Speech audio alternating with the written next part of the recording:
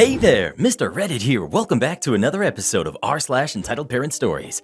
Our first story we'll be reading today. My entitled parents are making me pay rent. After that, if you're not happy, then quit. Okay, boss. And after that, the funniest I don't work here lady moment I've ever had. Now for every thumbs up this video gets, one Karen has to pay rent. Living with you should be payment enough. I can't stand you. So please smash that like button. And if you're new, subscribe and turn on notifications for new stories from Reddit every single day. My entitled parents are making me pay rent. So I, 24 female, have recently moved back into my childhood home after finishing my master's. Before that, I was living in a city hundreds of miles away for 6 years. I worked full-time while studying and while I made every month of rent, etc. I'm still pretty in debt for my studies, like I'm perpetually at the bottom of my overdraft. I quit my job and moved home because my mental health is really suffering and has been for a while. I hated my job. Studying was so draining and I always felt so alone and removed from everyone else in my life. So I moved home and was unemployed for about a month and a half, and I've just started a new part-time job where I make just over minimum wage. I got back into work because I felt the need to go back to being productive and earning, but I'm part-time because I want to still be able to take time for my mental health and self-care and all of that. I spend about half of my weekly wage on driving lessons at the moment, and I spend another around 100 pounds every month on storage, as my mom informed me when I moved home there was no room for all of my belongings. So here's the situation. My dad has just asked me to start paying rent, and I don't think I should.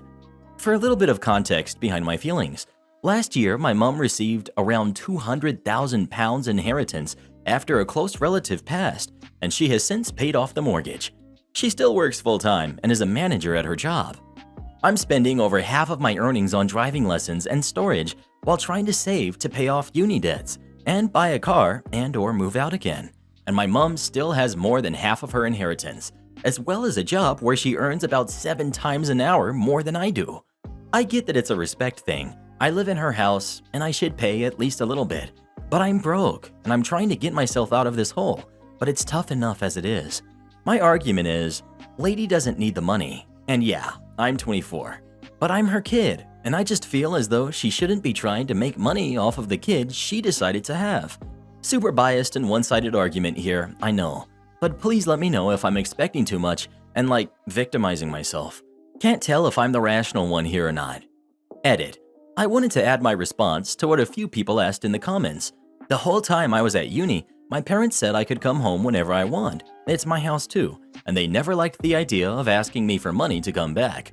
So I asked, just to be clear, before I did come home if they would want rent, and they said they wouldn't, as long as I help around the house and get my own groceries, etc. I do both of these things. I'm not specifically opposed to the idea of helping them out, but what they're asking is unaffordable for me, especially after I'm paying for storage and learning to drive as part of their wishes. Also, I'm in CBT therapy at the moment, work between 25 to 30 hours a week, and already help around the house. Update. Okay, thank you everyone for all the comments. The main suggestion was, despite how simple it seems, to clearly communicate with my parents. I did. The main issue I had was that I came home under the belief that I would have a home here free of charge, as my parents always told me, including when I asked them about rent before I moved home. I spoke to my mom, and I'll pay a reduced amount of rent as I'm saving to move back out again soon, and hopefully a car, so I can travel for work, thus opening up even more career opportunities. Just FYI, I really don't mind being called the jerk. I get your point of view, fine. But please don't crap on me for my disabilities. I'm really honestly trying my hardest, and life is really tough. I'm not trying to use it as an excuse, but it really does impair my life by no small amount, hence the mention. Anyway, thank you all for your comments. Well, what do you think? Should OP have to pay her parents' rent or not? Please let us know. Under these circumstances, I don't think I would charge my daughter rent. But to each their own. Please leave us a comment telling us what you think. If you're not happy, then quit. Okay, boss. Those who have read my previous stories may know that I'm a jack of all trades, and I made a lot of different jobs before staying in the hospitality industry for a while. I never quit a job in my whole life without giving a suitable notice. But not this time. My encounter with one of the worst managers I've ever had the misfortune to work for. My family was not rich, and I needed to get as much money as possible after I turned legally able to work to pay for my school tuition. I worked for a temp agency that specialized in logistic and transport jobs. I took as many jobs as possible: day jobs, 2-hour paid-only jobs, weekly jobs, and always made my employer satisfied. They trusted me even for the toughest jobs you can imagine.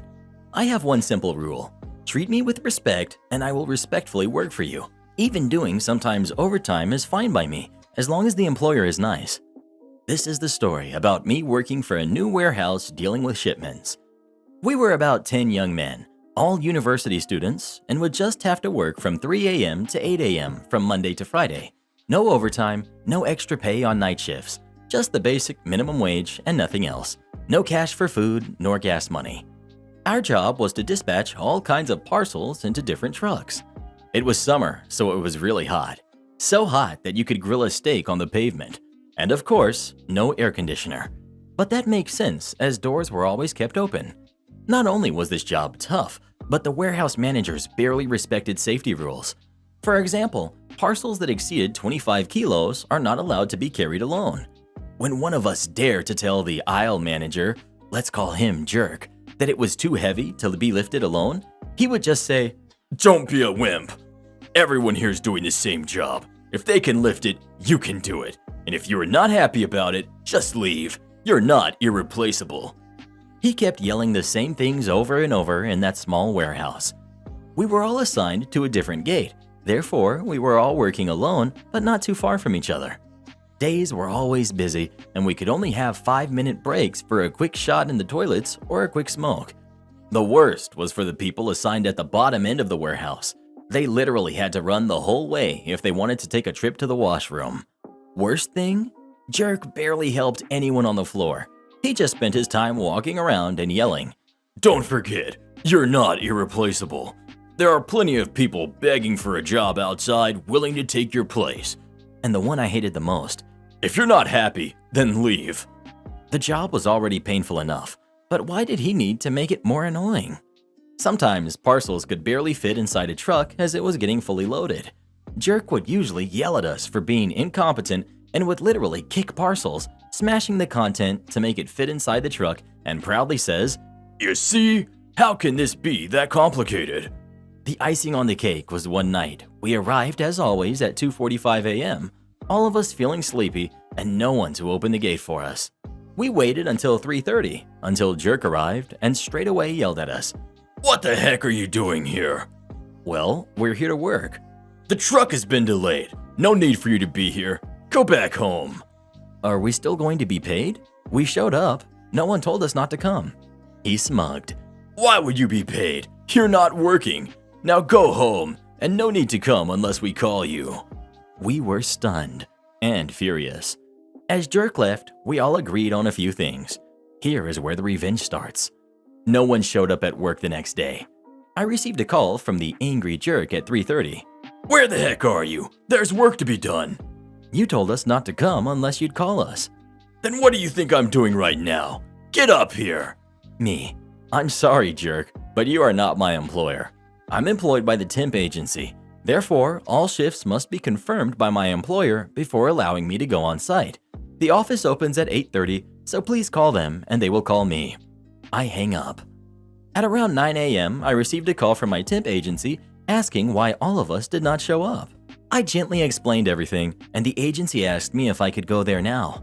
I explained that I could not, as I have to attend some classes. After a short conversation about the working conditions we had, the agency asked me if I could go there the day after. I told them I could probably finish the week. It was a weekly contract, but I would not be interested to stay any longer. They understood. We all showed up the day after, and sure enough, Jerk was PO'd. He started yelling at us, always stating that we were a really spoiled generation that knows nothing about hard work and take everything for granted, etc., and we all got back to work. Again, he started the same thing, not helping, but just yelling around. "If you're not happy, then quit. You're not irreplaceable." I stopped putting parcels in the truck and said, "You're totally right, Jerk. I'm not happy, so I quit." "What the heck are you talking about? Get back to work." "You just told me that if I was not happy, I could quit." "Then you're right. I quit." "Get back to work, or I'll..." Or you'll what? I asked softly. Jerk is right. I quit too, said another staff member.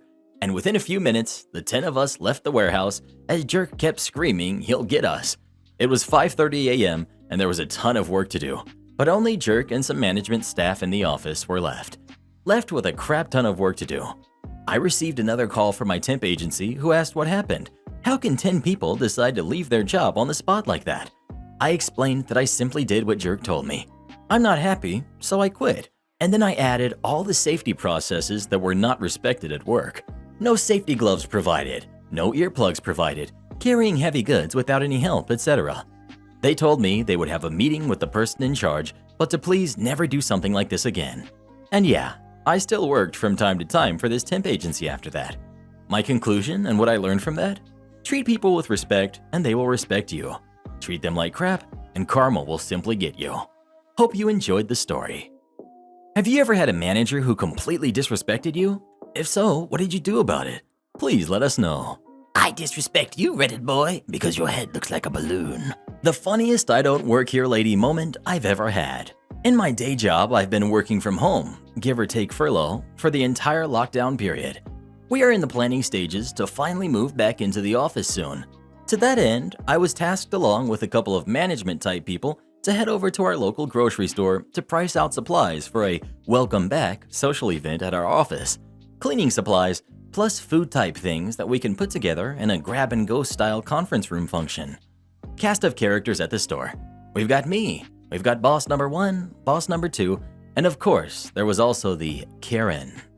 For context, the dress code for workers at this store incorporates a white dress shirt, black khaki pants, and a black name tag on the chest. Those who are still masked wear black masks with the store logo prominently displayed on the cheek.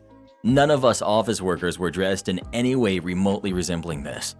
But we were all carrying clipboards to take notes for later, when we were ready to come back and buy the stuff.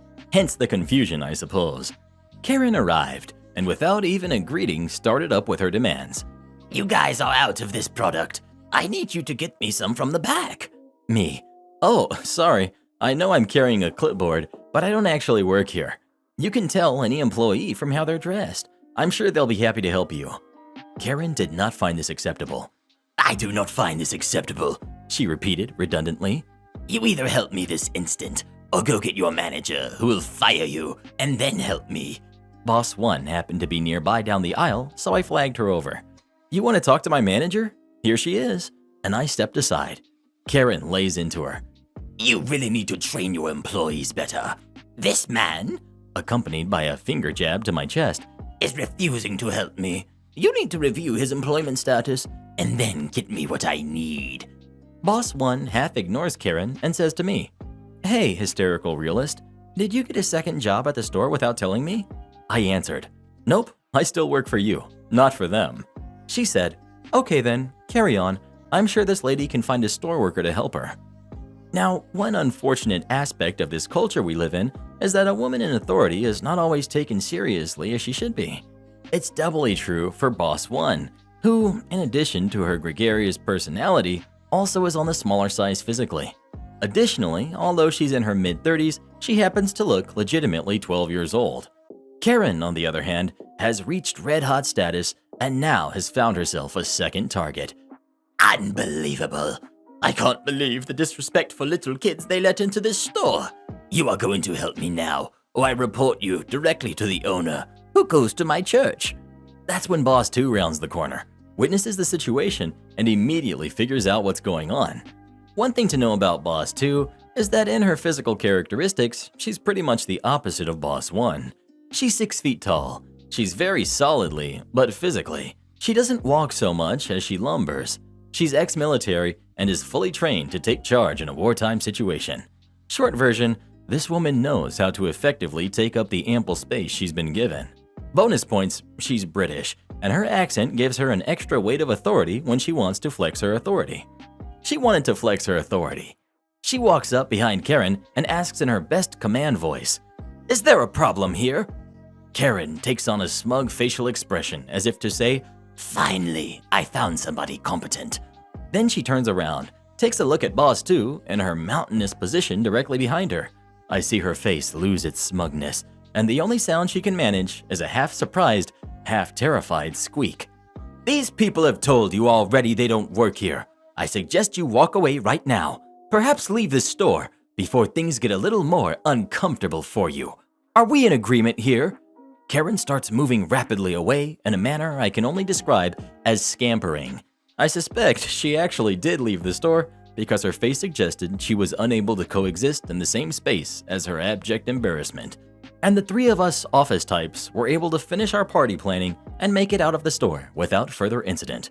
And now my story is all told. Am I the jerk for telling my boyfriend it was my sister who stole his stuff from him despite my parents' disapproval? I, female 25, have been with my boyfriend, Adam, male 26, for over a year. He's so wonderful and adores my family and loves visiting them regularly. There was an accident about a week ago while me and Adam were visiting my parents for dinner. His stuff, his phone, car keys, medication, and $200 has gone missing. We looked all over the house but couldn't find the stuff. My 18-year-old sister was in her room the entire time except for a few minutes to ask what we were looking for.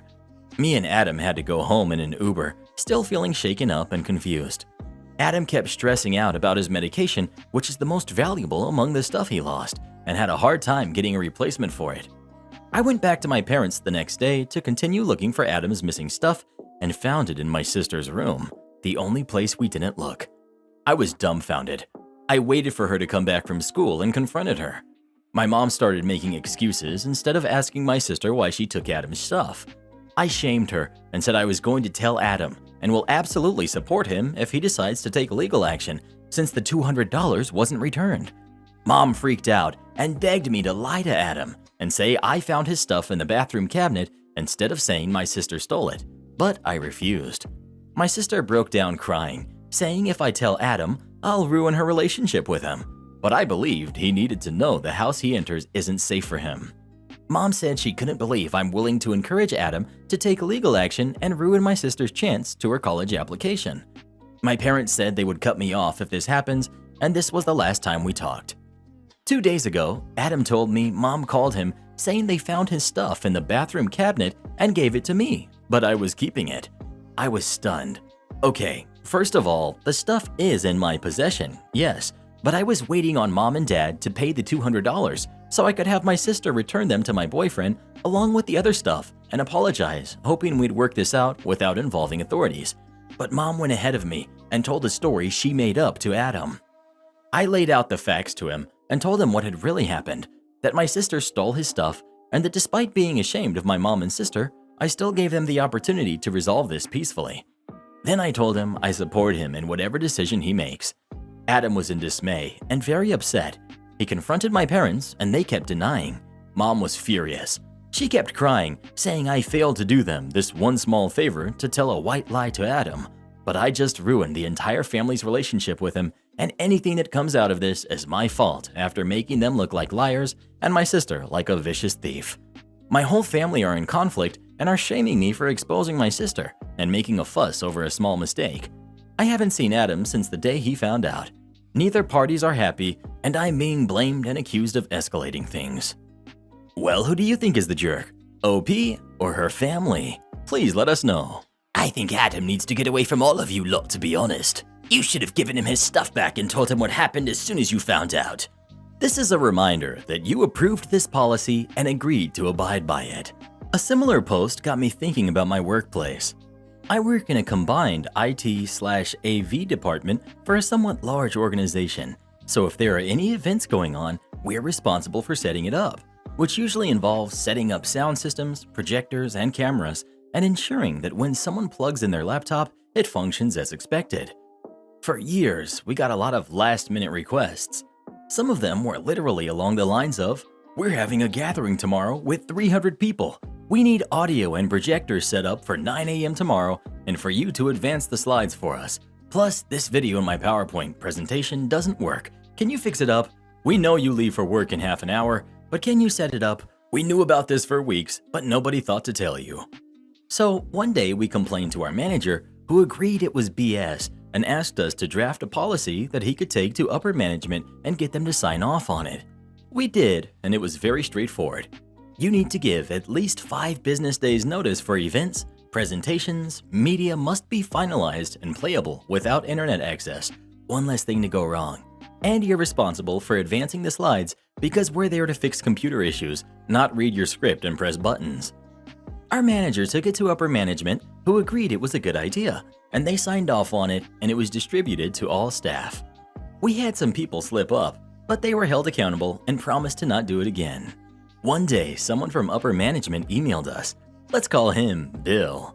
Bill was holding an event for 600 people with a guest speaker who had to be booked weeks in advance. The guest would need their laptop connected to the internet because they had YouTube videos, the projector set up, and wireless microphone set up because they'd hand mics around for people to participate. The speaker was due to speak Monday morning, and it was Thursday lunchtime. Plenty of time to set it up, but less than the 5 business days notice. Plus, we were double booked by someone who followed the rules, so we said no, even though he was upper management. Bill was not happy. He demanded to know why we were refusing to set things up when there was at least 12 working hours between now and the event, and all that was required was to power on the projector, turn on the mixer, turn on the microphones, and then set up the person's laptop when they arrived Monday. Our manager heard his complaints and sent him an email. Dear Bill, my team have said no to setting up for this event, and I support their decision. Attached is the policy on event support. This is a reminder that you approved this policy and agreed to abide by it. Attached are general instructions on how to set things up for yourself. Best of luck. Bill managed to run the event without us, but he had to do a lot of running around and had a bunch of technical issues that interrupted the event. But at least he learned that if you sign off on the rules, you need to abide by them, because he hasn't slipped up since. Don't like the raise you got? Go somewhere else. So I previously worked as a customer service rep for a big health insurance company for almost 2 years. It was my first job out of college, so I was just trying to get my feet wet and ultimately move on to something else within the company. I hit my year within the company a couple months after lockdown started and crap hit the fan. Parts of the company go on hiring freezes and the roles available got snatched up very quickly and it was super competitive. I applied to multiple positions and don't even make it to the interview stage. It's alright because I'm thankful for my current role, providing me job security even though the pay is abysmal. Fast forward to early 2021 when our annual review happens. I'm mentally checked out of the role, but still doing extremely well stats/metrics wise, and I'm excited to see how big my raise is. I finally have my review with my manager and get a 4 overall on my review. Reviews are conducted on a scale of 5. Typically, people get 3s, and that's pretty good, but getting a 4 is very, very good, and one would expect a big raise with that. I'm super pumped that I got a 4, and I'm expecting a big raise. And finally, towards the end of my review, we discuss the raise. My manager states that my 4, which again is rare and super good, nets me a 1% raise. Now, I'm not going to get into the details of how much that is exactly because it's rather embarrassing, but let's just say you would barely even see a difference in my paycheck. I was stunned, and I asked my manager how I could get such a small raise with such a good review. My manager says, essentially, something about the budget only allowing me a 1% raise, and if I don't like it, to look for something else. I have to admit, I was slacking on the job search, but that really kicked me into overdrive. 2 weeks after that, I was in the interviewing stages for 3 different roles at the same company, or our sister company, and after a month of that, I got an offer I couldn't refuse. The new position came with a 32% increase in salary, and I couldn't have been happier. I told my boss that I had accepted a new role and mentioned the increase, and my boss was shocked. It was also very inconvenient because I was the most experienced person on the team, so a lot of coworkers would come to me for questions and advice, and I also had been assigned to special projects that I was an expert in, and now they would need to find someone else for that in a short period of time. In conclusion, know your worth and don't settle for less. Won't let me graduate college on time? This happened 7 years ago. Senior year, I realized I could add an anthropology minor to my degree and still graduate in time. I scheduled the appropriate classes to meet this new goal, but a class I needed was canceled at the last minute because of low interest. So I signed up for a bunch of blow-off classes because all I needed were electives for my major. I go through the semester, and every once in a while I get emails about not being scheduled to correctly graduate and that the deadline has already passed to meet these requirements. I replied to these advisors saying I decided not to get my minor and should still be good to go. Eventually, I decided to call and talk to them. Turns out I needed upper-level electives, so my Anthropology 101 and Basket Weaving for Idiots 102 did not count for that requirement. I go in to talk to an advisor and talk to them. I ended up getting the assistant dean for this meeting. I asked them why they didn't notify me of the graduation issue sooner, before the deadline to add and drop classes. They said that they aren't notified of canceled classes until much later. I asked if I could take some online classes very quickly and graduate on time. She said I could take online classes to fulfill the requirement, but that they have a policy where you cannot graduate the same semester that you take online classes because the grades might not come in on time. I asked them if I can appeal this policy. They said I could, but that I signed this paperwork saying any schedule change must be approved by the dean of my college during my final meeting with my advisor before the last semester, so it was unlikely to be granted. So you're saying that the only thing keeping me from winning an appeal of this policy is the paperwork I signed? Cool. I signed up for 2 senior-level reading and essay-intensive history classes. You are allowed to do a maximum of 3 weeks worth of work each week for online classes at this university. I had 9 weeks before the end of the semester, and the shortest window to complete these classes is 6. I wrote an average of 64 pages of essays a week for 6 weeks straight to get done in the 6 weeks. Grades got posted about 1 week before the end of the semester. Cue the malicious compliance. I write my appeal of the policy. I attach a copy of my signed paperwork that says any schedule change must be approved by a dean of my college. I also point out how assistant dean tells me that they aren't notified of canceled classes. How could this canceled class that initially made me not scheduled correctly to graduate be removed from my schedule without my dean's approval? You, the college, violated this agreement that you had me sign. 1 week later, I was presented with my hand-labeled diploma that was not kept in the alphabetical and printed labeled diplomas of the other graduating students. I squeezed through so late that they couldn't even print a label for the envelope. Always read the wording of the things you sign when trying to get out of them. This agreement simply stated a schedule change, not a schedule change made by me. My phone was stolen and I got it back. I work in a small neighborhood market. I've worked there for 3 years. I'm the woman who calls you honey and will cover you if you're short. I've even used tip money to buy a pack of cigarettes or a couple of beers for my favorite regulars if they don't have any money. Needless to say, I am adored. I set my phone down on the counter after sending a text and went to help a customer. I got busy, so I forgot about it. This is a year-old Android phone. It isn't worth all that much, but I collect screenshots. I have over 5,000 on this phone, and they mean the world to me.